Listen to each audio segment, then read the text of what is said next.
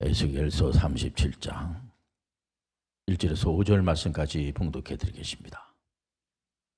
여호와께서 권능으로 내게 임재하시고 그의 영으로 나를 데리고 가서 골짜기 가운데 두셨는데 거기 뼈가 가득하더라. 나를 그 뼈 사방으로 지나가게 하시기로 본즉 그 골짜기 지면에 뼈가 심이 많고 아주 말랐더라. 그가 내게 이르시되 인자야 이 뼈들이 능히 살 수 있겠느냐 하시기로 내가 대답하되 주 여호와여 주께서 하시나이다. 또 내게 이르시되 너는 이 모든 뼈에게 대언하여 이르기를 너희 마른 뼈들아 여호와의 말씀을 들을지어다. 주 여호와께서 이 뼈들에게 이같이 말씀하시기를 내가 생기를 너희에게 들어가게 하리니 너희가 살아나리라. 아멘. 여러분하고 한번 인사할 때 여호와 살롬 이렇게 인사하겠습니다. 오늘 설교 제목이 민족을 치유하소서. 근데 왜 이런 설교 제목을 잡아가지고 설교 제목을 평화 통일 언제 될 것인가, 또 민족을 치유하소서, 이런 설교 제목을 잡아가지고 왜 설교를 합니까? 대한민국을 우리가 생각할 때 어떤 생각이 듭니까? 1945년도가 해방된 날이에요. 해방된 횟수가 아닙니까? 해인데 모든 다른 나라들은 해방됐다고 그냥 좋아서 기뻐하고 그러는데 우리도 뭐 해방돼서 굉장히 기뻐하고 그러죠. 그런데 이게 남한과 북한, 남북이 분단된 지가 76년이나 되는 겁니다. 그리고 바로 50년, 1950년 6월 25일 날 여러분들 잘 알다시피 6.25 전쟁이 터진 겁니다. 그리고 나서 지금 71년이 됐는데 지금까지도 이 대한민국의 아픔은 이게 치유가 되질 않고 지금도 그 아픔 때문에 굉장하게 그 슬퍼하고 고통 속에 있는 분들이 얼마나 많은지 몰라요. 보통 이제 이 건강하면은 세계 기독 의사회하고 세계 보건기구 WHO에서 그리고 학자들이 건강에 대한 정의를 내릴 때에 대체적으로 이렇게 내립니다. 질병이 없는 상태, 건강하죠. 질병이 없으니까. 또 허약하지 않는 그런 상태, 건강하죠. 그거로만 끝나는 것이 아니고 육체적으로 또 정신적으로 또 영적으로 사회적으로 이 부조화를 조화롭게 만드는 균형 잡힌 그런 상태를 건강이다, 이렇게 정의를 내리고 있습니다. 여기에다가 역동성을 말하는 거예요. 건강하다고 하는 것은 그냥 뭐 안 아프고 그저 오래 사는 거, 그것을 건강으로 생각하지 않고요. 뭔가 좀 역동적인, 그러니까는 지금 현재 우리 대한민국에 있는 그 분들이 남북이 분단돼 가지고 분단되고 그냥 뭐 각자 잘 살면 좋은데 그렇게 돼 있지 않지 않습니까? 지금 휴전 상태예요. 71년 동안 언제 전쟁이 터질지 모르는 겁니다. 그때 벌써 전쟁이 터져가지고 그 아픔이라고 하는 것은 이루 말할 수가 없고, 긴장을 해도 뭐 적당히 긴장을 해야죠. 70년이 넘을 정도로 이렇게 긴장된 상태에서 있다 보니까 이게 대한민국이 조화롭지 못한 겁니다. 무언가 부자연스러워요. 그러다 보니까는 마음 놓고 사역할 수도 없고 답답하다는 겁니다. 거기에다가 이 남남 갈등이 너무 심해요. 굉장히 심한 겁니다. 마치 이스라엘을 우리가 볼 때에 북이스라엘하고 남유다하고 이제 남북이 갈라지게 된 겁니다. 여러분들 남북이 갈라진 거 여러분들 잘 아시죠? 이분들이 왜 갈라지게 됐냐면은 하나님의 선민이라고 하는 사람들이 하나님의 말씀을 듣기보다는 우상 앞에 가가지고 절하고 완전히 그 부조화적인 그 하나님의 말씀인 그 좋아. 기준을 쫓아가야 되는데 기준이 아닌 거를 쫓아가다 보니까 이 엉망이 돼버리고 만 겁니다. 그래서 북이스라엘은 뭐 그 왕들, 역대 왕들 늘 얘기합니다만은 19명의 왕들이 전부 우상 숭배하고 결국은 이 사람들이 아수르에게 망하고 말지 않습니까? 어떻게 보면은 그런 모습이 우리의 모습을 목사님들이 늘 이 북이스라엘하고 이제 남유다 이 가지고 설교를 많이 하는 것은 이것이 그거야 뭐 북이스라엘하고 그 뭐 남유다의 이 얘기지 우리하고 무슨 관계가 있습니까? 뭐 그렇게 생각할 수도 있죠. 그러나 그것이 우리의 모습에 어떻게 보면은요. 이 남유다 같은 경우에도 보면은 대다수의 그 왕들이 왕 20여 명이 있습니다만은 반수 이상이 우상 숭배하고 결국은 바벨로니아 포로로 붙잡혀 가지고 이 포로로 붙잡혀 가게 한 분이 누굽니까? 우리 하나님이에요. 우리 하나님께서 훈련시키기 위해서 완전히 이거는 뭐 이상한 길로 자꾸만 가니까 우리 하나님께서 막으시고 훈련시키기 위해서 갱생시키는 겁니다.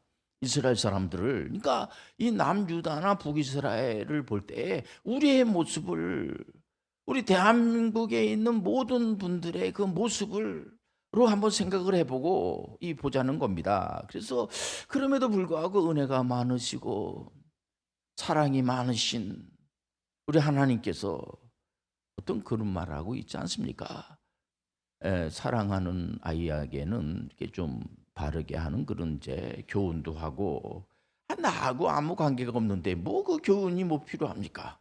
그냥 내버려 두면 되죠. 그 사생합니다 그거. 물론 요즘 이제 아이들을 이제 야단을 너무 심하게 한다든지 체벌을 금지시켰어요. 그거로 인한 피해가 많기 때문에. 그러나 전혀 관계를 갖지 말고 관심을 갖지 말고 그런 것이 아니라 그 아이들에게 더 많은 관심을 가지라는 의미에서 그런 법이 생긴 거지. 뭐 너 아이들하고는 뭐 이제 관계가 없으니까 그냥 뭐 너대로 살고 나는 나대로 살아 그런 게 아니지 않습니까? 이 바벨로니아의 포로로 70년 우리 하나님께서는 항상 자기 백성들을 하나님의 백성들에게 소망을 주고 위로해 주고 은혜를 주시기 위해서 그때마다 선지자들을 씁니다. 하나님의 말씀이 그에게 임해 가지고 하나님의 말씀만을 전하는 그 하나님의 말씀 전하는 거 가만히 내용을 들여다보면은 너희들이 포로로 붙잡혀 가지고 맨날 고생만 하고 낙심 가운데 있고 아무 소망이 없는 것이 아니라 70년이 되면은 이제 다시 돌아올 거다. 이렇게 하나님의 말씀을 전하는 그 위로의 메시지, 소망의 메시지를 전하는 선지자들이 있다는 겁니다. 그럼에도 이 하나님의 그 말씀을 전하는 그 선지자들은 그런 메시지를 전하면 여러분들 보세요. 이게 뭐 좀 잘못하는 친구들한테 요즘 제가 이제 뭐 대단하다고 울고 이제 격려 차원에서 훌륭하다고 울고면요. 이게 잘 못하는 친구들한테 그런 얘기를 하게 되면은 이제 잘하라는 얘기구나라고 생각할 수도 있지만 어떤 경우에는 지금 나를 약 올리는 거 아니야? 이게 나를 이게 무시하는 거 아니야 지금? 그 무슨 지금 바벨론의 포로로 붙잡혀 와가지고 지금 아무런 내가 믿는 하나님은 어디에 계시는가 이런 가운데 있고 하는데 무슨 그런 쓸데없는 소리 하고 있어. 이런 분들 수 있다는 거죠. 그러나 그럼에도 불구하고 그러면 뭐 잘할 거지 잘 못할 겁니까? 그럼 계속해서 그릇된 길로 갈 겁니까? 물론 잠깐 실수할 수가 있죠. 그러나 계속해서 그 안 좋은 쪽으로 갈 수는 없지 않습니까? 거기서 이제 멈추고 이제 그러니까 이 선지자들을 세운 그 목표는 그분들을 어떤 심판을 해서 정죄를 해가지고 맨날 뭐 벌만 주려고 하는 것이 아니고 소망의 메시지, 치유의 메시지라는 거죠. 그래서 여호와 하나님을 여러 이제 설명을 이제 많이 하지 않습니까? 사랑의 하나님, 변하지 않는 하나님, 은혜의 하나님, 또 치유하시는 하나님, 병 들었을 때 병을 고쳐주시는 하나님, 그렇지 않습니까? 하나님의 이 포로로 붙잡혀간 분들 중에 하나님의 말씀을 전할 수 있는 그런 분들은 얼마든지 발굴해가지고 그분들에게 좋은 메시지를 한시간에 증거하게끔 이렇게 하는 겁니다. 오늘 본문의 말씀을 우리가 다시 한번 제가 이렇게 봉독해 드리면은, 여호와께서 권능으로 내게 임재하시고 그의 영으로 나를 데리고 가서 골짜기 가운데에 두셨는데 거기 뼈가 가득하더라. 이 환상을 에스겔이 보는 겁니다. 에스겔 선지자가 이제 포로로 붙잡혀 갈 때에 같이 붙잡혀 간 분의 그분 중에서 우리 하나님께서 하나님의 말씀을 그 입에다가 이렇게 말씀을 증거할 수 있도록 이렇게 해가지고 말씀을 전하는데 환상을 본 거는 바싹 마른 뼈가 이렇게 있는데 나를 그 뼈 사방으로 지나가게 하시기로 본즉 그 골짜기 지면에 뼈가 심이 많고 아주 말랐더라. 이렇게 보니까 뼈가 바싹 말른 뼈들이 있는 겁니다. 그가 내게 이르시되 인자야 이 뼈들이 등이 살 수 있겠느냐 하시기로 내가 대답하되 주 여호와여 주께서 아시나이다. 또 내게 이르시되 너는 이 모든 뼈에게 대언하여 이르기를 너희 마른 뼈들아 여호와의 말씀을 들을지어다. 이 사람들이 여호와 하나님의 백성임에도 불구하고 여호와 하나님의 말씀을 듣기보다는 우상 앞에 절하고 이런 사람들이었습니다. 아니 학교 다니는 학생이 선생님한테 가서 말씀을 잘 듣고 공부를 잘해야지, 학교 가지 않고 다른 데 가가지고 맨날 그 이상한 것만 해가지고 실력이 늘겠습니까? 하나님의 백성들이 하나님 말씀을 들어야지만 신앙의 성장이 되고 삶의 의욕을 갖고 악한 것들에게 사기당하지 않고 그럴 텐데, 인간은 이제 뼈가 바싹 마른 거에게요. 이렇게 환상으로 보니까 그때 5절 보니까 주 여호와께서 이 뼈들에게 이같이 말씀하시기를 내가 생기를 너에게 들어가게 하리니 너희가 살아나리라. 말씀을 주는 겁니다. 하나님의 말씀을 들을 때 살아나는 역사가 일어날 줄 믿습니다. 그 말씀이에요. 하나님께서 왜 이런 말씀을, 이런 환상을 보여주시고 왜 그 말씀을 전하게 합니까? 이것이 꼭 이스라엘에 있는 그 사람들에게만 이게 이 말씀이 해당이 되는 겁니까? 모든 목사님들은 말씀을 전할 때 그 당시 일어나는 그런 사건을 이렇게 전개하고 그 말씀이 오늘 지금 현재 듣는 우리 성도님들이 이 말씀을 어떻게 적용을 할 것인가, 그래서 이 말씀이 이 삶 속에 적용이 돼. 그 당시에 뭐 이스라엘의 역사에 그런 일이 일어났구나. 그렇구나. 이러고 끝나면 아무 의미가 없죠. 뭐 그런 역사적인 걸 아는 것도 귀합니다만 그 말씀을 듣고 이 말씀을 내 삶 속에 어떻게 적용하는가가 그것이 중요하지 않습니까? 이분들이 그 우상 숭배하고 하나님의 말씀을 듣지 않고 이러니까 이거를 바싹 마른 뼈들로 이렇게 보이는 겁니다. 그래서 하나님 말씀을 막 들으니까는 바싹 마른 뼈들이 살아나는 그런 환상이잖아요. 그래서 이런 하나님의 말씀이, 물론 이제 그 당시에 이스라엘 분들은 이 말씀을 듣고 뭐 깨닫는 분도 있었지만은 대체적으로 깨닫지 못하죠. 이분들이 저건 뭐 에스겔 선지자의 말이지 저게 뭐 이루고, 물론 그 깨달은 분들도 있고, 그러고 난 다음에 이제 에스겔 선지자를 통해서 이 남과 북이 나눠져 있지 않습니까? 통일된 이스라엘을 만들기 위해서 너무 그 이제 이게 나눠져 있으니까 거기에 대한 그 소망의 메시지도 전하는 걸 볼 수가 있습니다. 이런 말씀이 참 우리에게 오늘날에 사는 많은 분들에게 참 도움이 되고 기준이 되고, 근데 하나님 말씀을 기준으로 보지 않습니까? 우리가 믿는 하나님은 삼위일체 하나님입니다.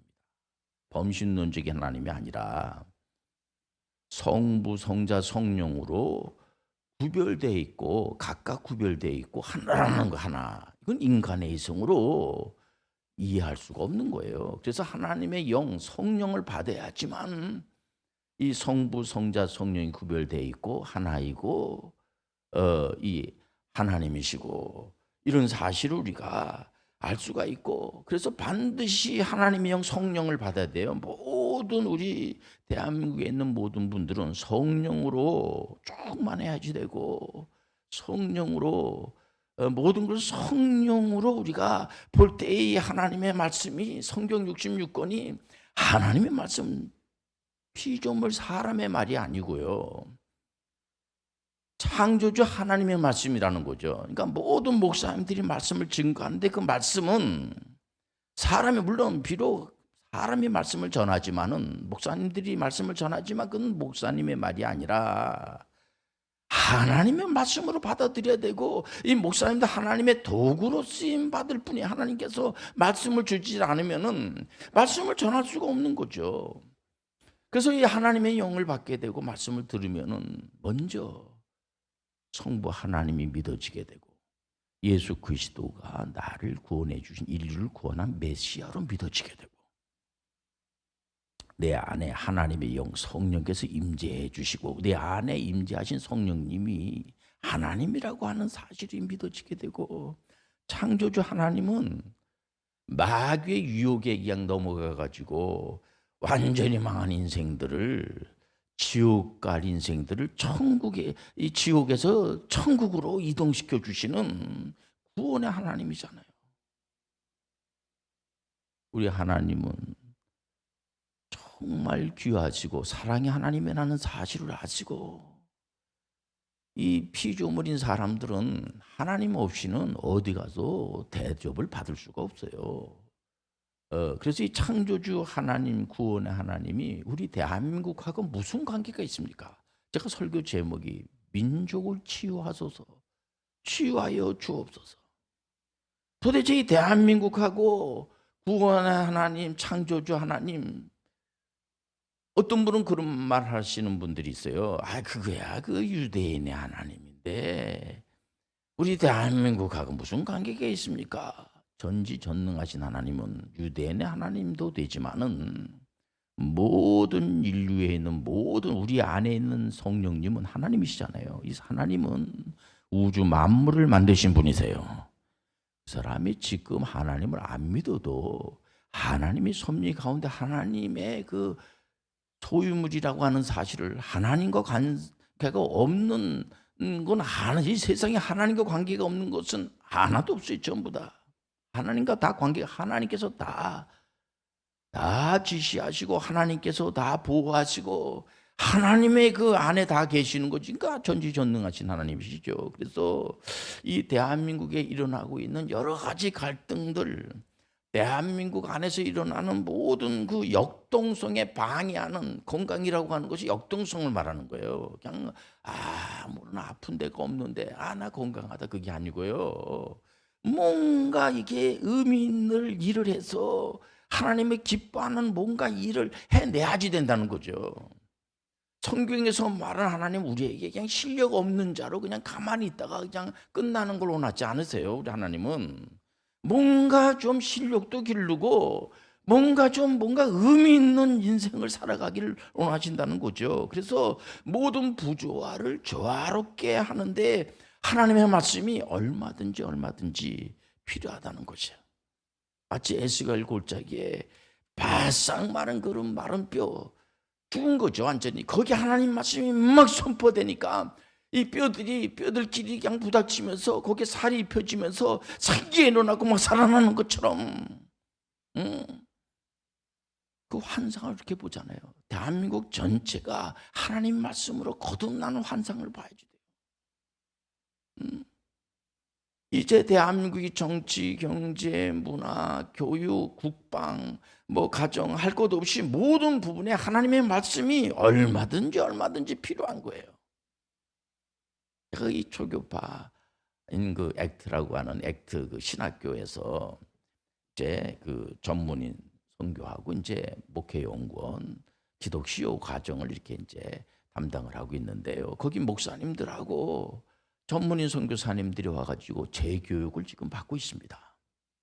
그 중에서 평생을 이제 신앙생활 하시면서 이분은 그 대학교를 이제 서울에 있는 어느 대학교를 졸업하셨는데 지금까지도 팔순이 넘으신 분이 그 배지를 달으시면서 굉장히 자존감이 강하신 분이 이분이요. 그래서 이제 팔순이 이제 대신 할아버지가 와서 공부하셔서 맨 앞에 앉아가지고 이렇게 열심히 강의를 들으시고 이러세요. 그래서 귀가 좀 잘 안 드시는데도 불구하고 계속 이렇게 이제 귀를 이렇게 기울이시며 들으셔서 제가 우리 할아버지는 어떻게 이렇게 연세가 드셨는데 공부를 합니까? 그러니까 이분이 하시는 얘기가 내 나머지 여생을 통일 대한민국 북한 선교를 위해서 내가 헌신하고 사역을 하다가 나머지 여생을 그렇게 하나님께 영광을 드리기 위해서 이제 여기 공부한다고 그래요, 이분이요. 제가 감동을 받았어요. 그러면서 이 할아버지한테 제가 질문을 해봤어요. 할아버지는 이렇게 평생 살아오시면서 혹시 시기하고 미워하고 질투하고 하는 그런 혹시 원수된 그런 분들이 없습니까? 그랬더니 뭐 많죠. 그런 사람이 없겠습니까? 많죠. 그런데 요즘은 제가 나이가 많이 먹어가지고 힘이 없어서 원수를 갚을 힘이 없어서 그냥 용서해 주기로 했어요. 그래요. 이번에 어느 우리 이분은 이제 농촌에서 축산업을 하시는 분인데, 그래도 내가 이제 나이가 좀 많이 드신 분이에요. 이분도요. 한갑이 다 되신 분인데 몇 년 전부터 캄보디아 가가지고, 캄보디아는 이제 불교권 나라입니다.